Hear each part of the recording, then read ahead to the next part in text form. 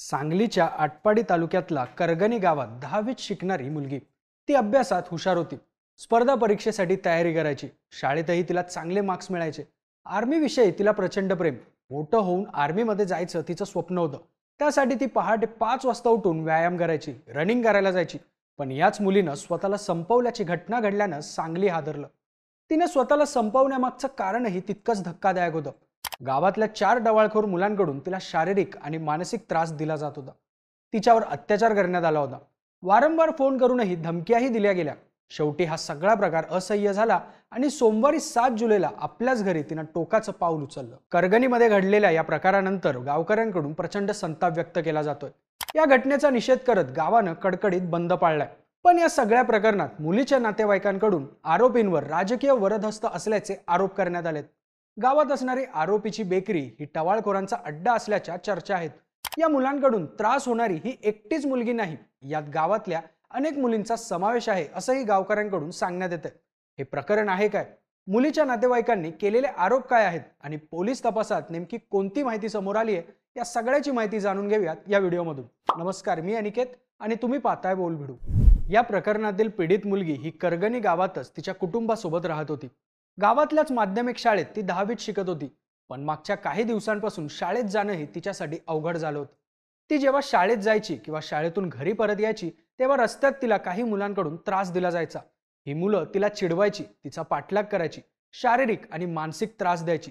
तसंच घरी वारंवार फोन करूनही तिला त्रास दिला जायचा.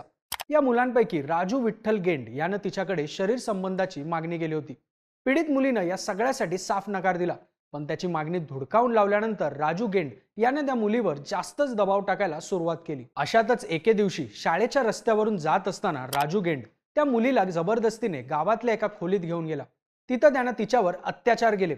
या सगळ्या प्रकरणाचा व्हिडिओही त्यानं शूट केला. धक्कादायक गोष्ट म्हणजे त्यावेळी पीडितेसोबत तिची बहीणही होती. बहिणीसमोरच तिच्यावर अत्याचार झाल्याचं काही माध्यमांकडून सांगण्यात आलंय. पण हा प्रकार एवढ्यावर थांबला नाही. त्यानंतर राजू गेंड हा त्या मुलीला शारीरिक संबंध ठेवले नाहीत तर तिचा व्हिडिओ व्हायरल करेन अशी धमकी देऊ लागला.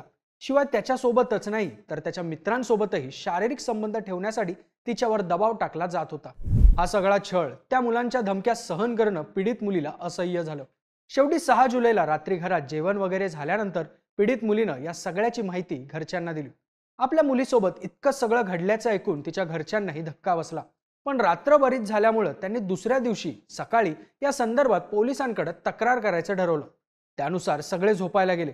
पण दुसऱ्या दिवशी सकाळी ती मुलगी या जगातच नव्हती. मुलीच्या घरच्यांना तिचा मृतदेह आढळून आला. जर पोलिसांकडे तक्रार करायचं ठरलं होतं तर मग रात्री नेमकं असं काय घडलं की त्या मुलीला असा टोकाचा निर्णय घ्यावा लागला, असा प्रश्न सध्या विचारला जातोय. याबाबत मुलीच्या नातेवाईकांनी आणि गावकऱ्यांनी माहिती दिली.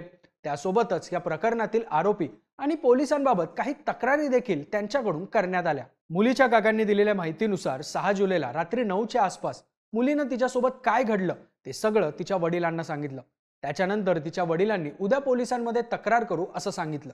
पण रात्रीच त्या मुलांनी पुन्हा या मुलीला कॉल करून फार त्रास दिला आणि त्यामुळं रात्रीच तिनं जीवन संपवलं असं तिच्या काकांचं म्हणणं आहे. मुलीचा मृतदेह बघून तिच्या काकांनी आटपाडी पोलिसांना फोन करून बोलावून घेतलं. पोलिसांनी मृतदेह ताब्यात घेतला आणि पोस्टमॉर्टमसाठी रुग्णालयात दाखल केला. त्यावेळी सुरुवातीला स्वतःला संपवल्याची तक्रार पोलिसांनी नोंदवून घेतली होती. पण त्याच वेळी मुलीनं आदल्या रात्री दिलेल्या माहितीच्या आधारावर नातेवाईकांनी तिला त्रास देणाऱ्या 4 जणांची नावं पोलिसांना सांगितली आणि त्यांच्या विरुद्ध तक्रार दाखल करण्याची मागणीही केली. पण कित्येक तास गुन्हा दाखल करण्याची मागणी करूनही पोलिसांनी राजकीय दबावामुळे गुन्हा दाखल करून घेतला नाही, असे आरोप या मुलीच्या काकांनी केलेत. संपूर्ण दिवस निघून गेल्यानंतर शेवटी पोलिसांनी त्या मुलीला जीवन संपवण्यासाठी कारणीभूत म्हणून त्या 4 जणांवर गुन्हा दाखल केला. अत्याचाराचे गुन्हे त्यांच्या विरोधात दाखलच केले गेले नाहीत. त्यानंतर गावकऱ्यांनी 8 जुलैला आटपाडी पोलीस स्टेशन समोर ठिय्या आंदोलन केलं. भागातील इतर राजकीय नेत्यांच्या मदतीनं दबाव टाकण्यात आला आणि त्यानंतर या घटनेच्या संदर्भात पोलिसांनी राजू विठ्ठल गेंड, रामदास गायकवाड, रोहित सर्जेराव खरात आणि अनिल नाना काळे यांच्यावर आटपाडी पोलीस ठाण्यात अत्याचाराविरोधातही त्या 4घांवर गुन्हा दाखल करण्यात आल्याचं पीडितेच्या काकांचं म्हणणं आहे. या आरोपींबद्दल गावकऱ्यांनी केलेले खुलासे सुद्धा धक्कादायक आहेत.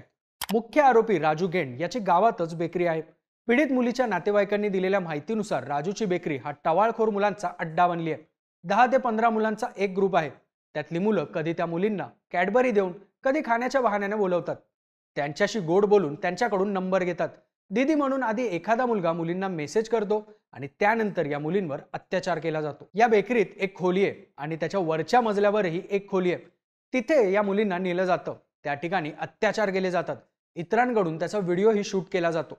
पण या सगळ्या मुली गरीब शेतकरी कुटुंबातील असल्यामुळे त्या तक्रार करत नाहीत आणि त्यामुळे या आरोपींची हिंमत वाढत गेली, असे आरोप नातेवाईक आणि गावकऱ्यांकडून करण्यात आले। तसंच राजूकडे 2 मोबाईल आहेत, त्यात मुलींचे 28 ते 30 व्हिडिओज आहेत। या व्हिडिओच्या सीडीजही या मुलांनी बनवून ठेवल्यात, असे आरोप गावकऱ्यांनी केलेत। राजू गेंडचे वडील सावकारीचा धंदा करतात, जास्त व्याजदरानं कर्ज देतात। त्यांना 2 जिल्ह्यातून तडीपार करण्यात आलं होतं, पण त्यांच्यावरची तडीपारी कशी आणि कोणी हटवली असा सवालही गावकऱ्यांनी केलाय। या सगळ्यात आरोपीवर राजकीय वरदहस्त आहे, त्यामुळेच इतके गंभीर गुन्हे करूनही त्यांच्याविषयी तक्रार करायला किंवा पोलीस तक्रार नोंदवून घ्यायला तयार होत नाहीत का, असाही या गावकऱ्यांचा प्रश्न आहे। पीडितेच्या नातेवाईकांनी दिलेल्या माहितीनुसार गुन्हा दाखल केल्यानंतरही पोलिसांकडून योग्य प्रकारे घटनेचा तपास केला जात नव्हता।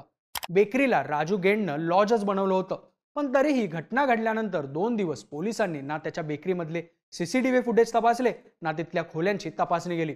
आरोपी गावातलाच असल्यामुळे 2 आरोपींना गावातल्या लोकांनीच पोलीस स्टेशनमध्ये आणलं, असंही सांगण्यात येत आहे। राजू गेंड हा या प्रकरणातील मुख्य संशयित मानला जात असून त्याच्यासह रामदास गायकवाड यालाही गावकऱ्यांनी मारहाण करून पोलिसांच्या ताब्यात दिलं होतं। गावकऱ्यांनी मारल्यानंतर जखमी झाल्यामुळे रामदासला उपचारासाठी रुग्णालयात दाखल करण्यात आले। मात्र पोलिसांकडून गंभीर गुन्हे दाखल करू नये असा दबाव नातेवाईकांवर टाकला जात होता, असे आरोपही मुलीच्या काकांनी केलेत। जेव्हा गावातील लोकांचा दबाव वाढला तेव्हा अखेर पोलिसांनी आरोपींवर पॉक्सो अंतर्गत तसंच भारतीय न्याय संहितेच्या कलम 64(2) एम 74, 78 अंतर्गत गुन्हा दाखल केल्याची माहिती दिली जाते। या घटनेत गुन्ह्याची नोंद झाली असली तरी आणखी 2 आरोपी फरार होते। तसंच गावातील लोकांकडून पोलीस तपासात कसूर करत असल्याचे आरोप होत होते। त्यामुळे आता या सगळ्या प्रकरणाचा तपास पोलीस उपनिरीक्षक जयश्री कांबळे यांच्याकडे सुपूर्द करण्यात आलाय। तसंच फरार असलेले रोहित खरात आणि अनिल काळे या आरोपींनाही बुधवारी ताब्यात घेण्यात आलंय। राजूची बेकरी आणि आरोपींचा फोनमधला डेटा तपासण्याचं काम सुरू आहे। तसंच या प्रकरणातील आणखीही काही पीडित मुली आणि त्यांच्यासोबत घडलेल्या प्रकरणाचीही पोलीस चौकशी करतायत। मात्र या प्रकरणातला प्रमुख आरोपी राजू गेंड याला केवळ 2 दिवसांची पोलीस कोठडी सुनावण्यात आली होती, जी 10 तारखेला संपली आहे। रामदास हा मूळचा बीडचा, त्याच्यावर उपचार झाल्यानंतर त्याला बुधवारी 9 जुलैला संध्याकाळी न्यायालयात हजर करण्यात आलं। त्यावेळी न्यायालयाने राजू गेंड यासह रोहित खरात, अनिल काळे आणि रामदास या 4ही आरोपींना 14 जुलैपर्यंत पोलीस कोठडी सुनावली आहे। आता या प्रकरणात आणखी किती जणींच्या तक्रारी समोर येणार, राजू गेंडवर नक्की कोणाचा राजकीय वरदहस्त होता, हे आता तपासात समोर येणार आहे। या सगळ्या प्रकरणाबद्दल तुम्हाला काय वाटतं? तुमची मतं आणि प्रतिक्रिया आम्हाला कमेंटमध्ये नक्की सांगा आणि अशाच व्हिडिओसाठी बोलबिडूच्या YouTube चॅनलला नक्की सबस्क्राईब करा।